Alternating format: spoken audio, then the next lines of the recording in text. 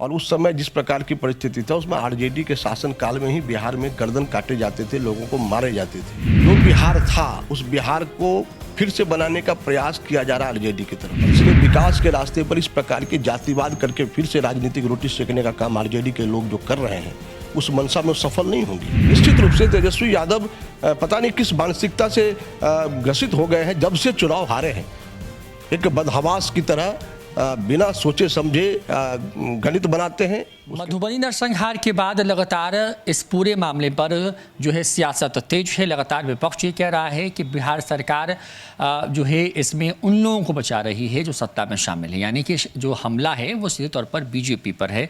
ऐसे में बीजेपी के वरिष्ठ नेता हमारे साथ में हैं। लगातार देखिए, क्योंकि तेजस्वी यादव जब वहाँ जाते हैं तो कहते हैं कि आपकी पार्टी के लोग ही जो है, जो रावण सेना के जो लोग थे उनको बचा रहे हैं।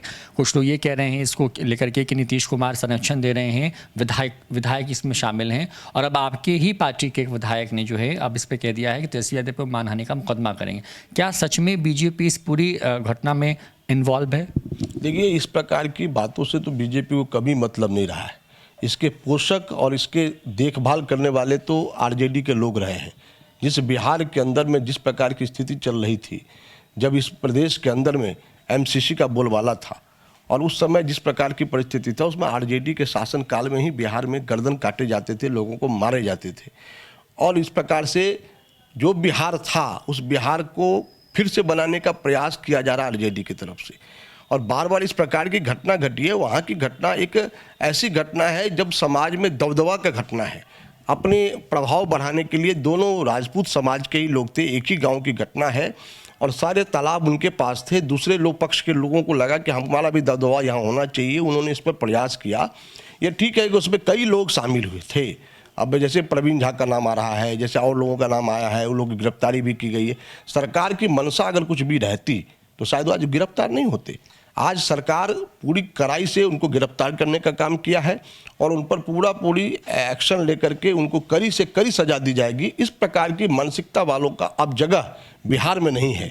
शायद अगर आरजेडी का शासन होता तो यह बिहार फिर वैसा ही दूषित हो जाता, लेकिन अब बिहार में पुनरावृत्ति इस प्रकार की नहीं होगी।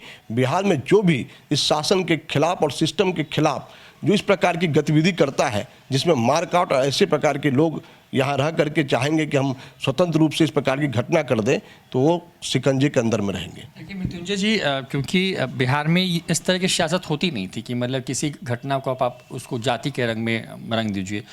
आपको याद होगा गोपालगंज में भी जब ऐसी घटना हुई तो तेजस्वी यादव कूच करते हैं, उनको पटना में रोका जाता है। कोरोना काल चल रहा था उस वक्त में, उस वक्त भी जाति का रंग देने की कोशिश हुई। और अब क्योंकि आज जब हम ये इंटरव्यू कर रहे हैं तो तेजस्वी यादव हो चुके हैं वहाँ से, आपके भी सरकार में शामिल या फिर जदयू या फिर बीजेपी में वो जो कि राजपूत समाज से आते हैं, वो कह रहे हैं कि इस पूरे मामले पर जो है निष्पक्ष जाँच होनी चाहिए। अब सवाल ये पूछा जा रहा है आप लोगों से कि वहाँ पर राजपूत वर्सेस जो ब्राह्मण है, इस पूरे मामले को जो पूरा नरसंहार है उसको इस एंगल पर यानी कि जाति के एंगल पे मोड़ा जा रहा है। लग नहीं ना कि विपक्ष जो कह रहा है वो बिहार के लिए खतरनाक होगा? देखिए, देश में नरेंद्र भाई मोदी जी ने भी कहा और बिहार में नीतीश कुमार जी ने भी कहा है कि अब यह विकास के रास्ते पर चल पड़ा है और इसलिए विकास के रास्ते पर इस प्रकार के जातिवाद करके फिर से राजनीतिक रोटी सेकने का काम आरजेडी के लोग जो कर रहे हैं उस मंशा में सफल नहीं होंगे। आज मिथिलांचल में इस प्रकार की घटना नहीं होती थी। यह पहली इस प्रकार की घटना है जब आपसी रंजिश के कारण इस प्रकार की बड़ी घटना हुई और इसे जातीय रंग देना हम नहीं कह सकते, इसलिए कि जो मारने वाले लोग इसमें राजपूत भी हैं, ब्राह्मण भी हैं, अति पिछड़ा भी हैं। तो ये एक गैंग है जो आपस में वर्चस्व की लड़ाई लड़ने के लिए एक दूसरे का मारा धापी करते हैं। और इसलिए इसको अगर आरजेडी के लोग पूरे बिहार में जिस प्रकार से तेजस्वी यादव चाहते हैं वातावरण बनाना, मुझे लगता है कि ऐसी मानसिकता के लोग बिहार में कहीं ना कहीं बिहार को फिर से गलत रास्ते पर ले जाने का प्रयास कर रहे हैं। मुझे लगता है कि तेजस्वी यादव को अब भी समझ होना चाहिए। जिस बिहार में नौजवानों को आइकन बनने की बात कर रहे हैं, आज देश चल पड़ा है नए दौर में।